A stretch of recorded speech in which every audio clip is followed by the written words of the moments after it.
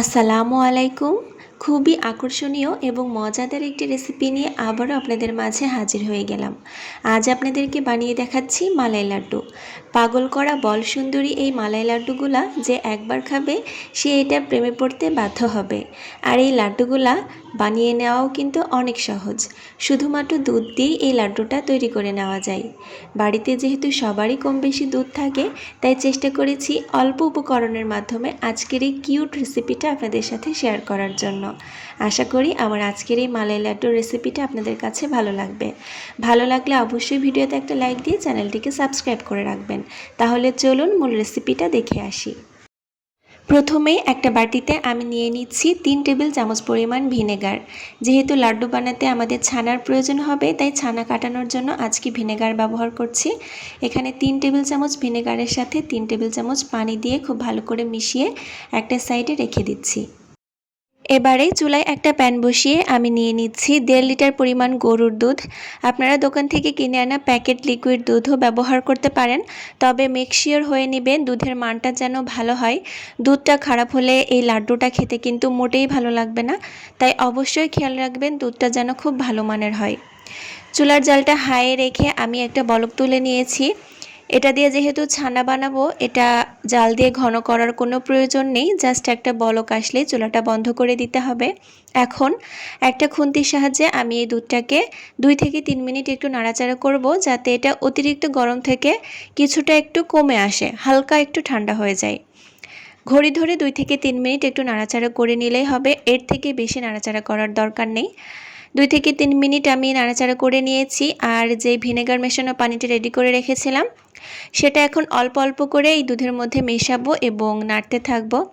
এতে করে ছানাটা একদম দুধ থেকে আলাদা হয়ে যাবে। পুরোটা আমি দিয়ে দিলাম ভিনেগারের পানিটা।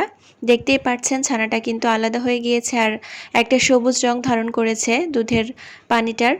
এখন এই ছানাটাকে সরাসরি আমি একটা পাতলা সাদা কাপড়ের ওপর ঢেলে ছেঁকে নিব। আমি আগে থেকে একটা ছাঁকনির উপরে এরকম পাতলা একটা পরিষ্কার সাদা কাপড় দিয়ে রেখেছিলাম এবং ছানাটা তৈরি করার সঙ্গে সঙ্গে ছানাটা এই সাদা কাপড়ের ওপর ঢেলে নিয়েছি। আর এখন নর্মাল তাপমাত্রার পানি দিয়ে খুব ভালো করে ধুয়ে নিয়েছি, যতক্ষণ না পর্যন্ত এই ছানাটা একদম নর্মাল তাপমাত্রার হয়ে যাচ্ছে বা পুরোপুরি ঠান্ডা হয়ে যাচ্ছে।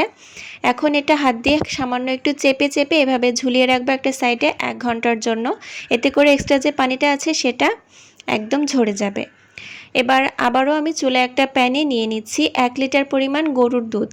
এখানেও আপনারা চাইলে লিকুইড যে প্যাকেট দুধ পাওয়া যায় সেটা ব্যবহার করতে পারেন।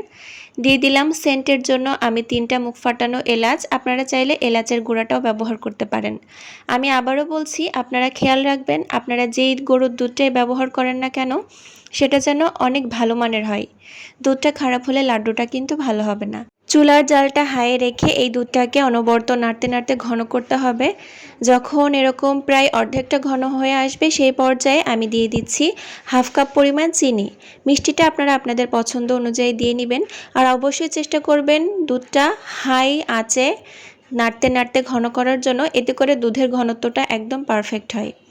দুধটা আমি ওই পাশে ঘন করতে রেখে এসেছি, চুলার জালটা একটু কমিয়ে রেখে এসেছি যাতে ওটা পড়ে না যায়।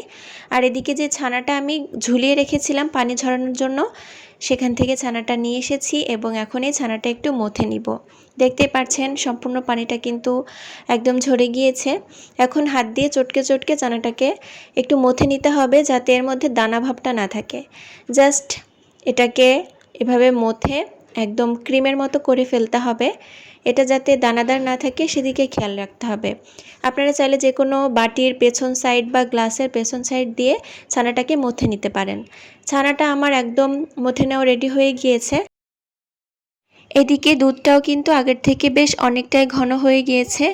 দুধটা যখন প্রায় পুরোটাই ঘন হয়ে যাবে বা 1 কাপ পরিমাণ হয়ে যাবে ঘন হয়ে, সেই পর্যায়ে এই ছানাটা থেকে অর্ধেকটা পরিমাণ ছানা আমি এই দুধের মধ্যে দিয়ে দিচ্ছি।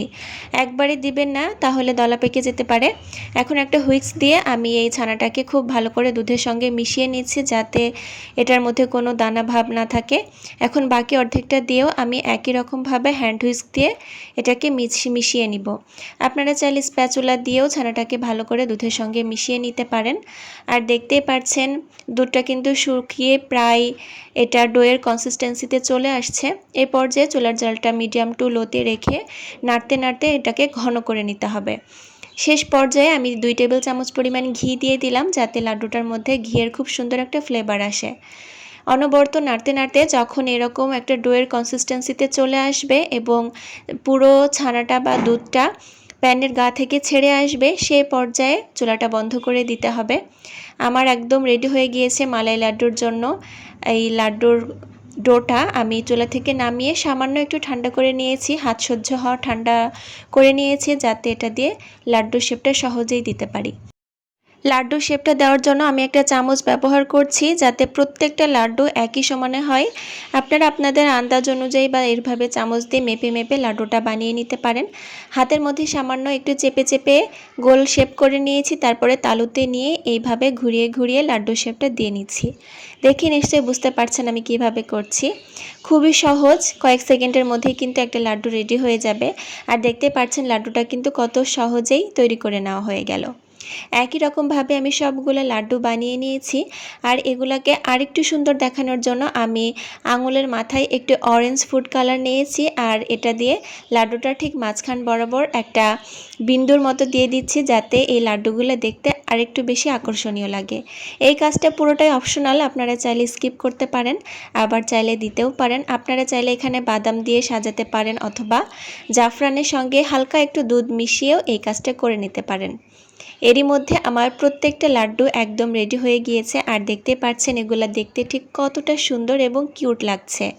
এগুলা দেখতে যতটা সুন্দর, খেতে তার থেকেও অনেক বেশি মজার।